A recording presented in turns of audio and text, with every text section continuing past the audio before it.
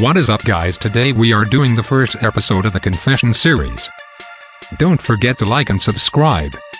No waste of time, let's get going. I stole over $1,000 from the church offering and never got caught. This is probably the worst thing I've ever done in my life. And I've never told anyone, not even my siblings or parents. When I was a teenager I used to volunteer at the church that I went to, and I was really good friends with the lady who was in charge of counting the money from the offering. And from time to time I would sneakily slip a few $10 or $20 bills into my pocket without her seeing, and I kept this going for over a year. The worst part is I would take it and spend it on stupid stuff like candy or video games. I never felt guilty about it at the time, because I thought these people were basically just handing out free money, and I thought it was strange that this lady trusted a stupid, irresponsible teenager to help her count the money offering. But if I had to guess, in total I probably stole around $1,000 from people who were just trying to give money earnestly, and I was keeping it for my own gain. So yeah, I'm a terrible person.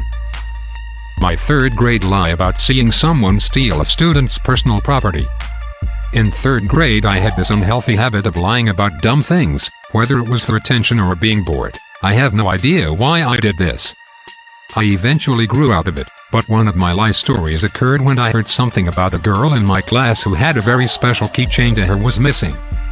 Somehow I decided this is a perfect opportunity to lie, which resulted in me telling the girl and a series of teachers I saw a boy with a black hoodie on take her keychain. Now thinking back, it didn't sound convincing and no one probably believed me, but I still look back at it and wonder why I did it. A week later the girl found her keychain on the field, which she probably lost during gym. I felt so guilty for lying about something so dumb, but it really stuck with me. Even years and years later. There are so many more guilts I have from elementary school, like this one, that really just bother me way too much. In rehab, I tainted people's food with drugs when they weren't looking so they could fail UA and get kicked out. I was in this rehab with about 40 other people. 3 of them I really didn't like. I had a big bag of kratom and I put just enough of it in their food for them to fail UA. All 3 of them ended up failing, and one got kicked out of the rehab because he had already failed. When I was 12 I collected $250 for charity from the neighborhood, and rather than giving it to charity I bought myself a phone. Okay, so I am sorry about this, but it is what it is.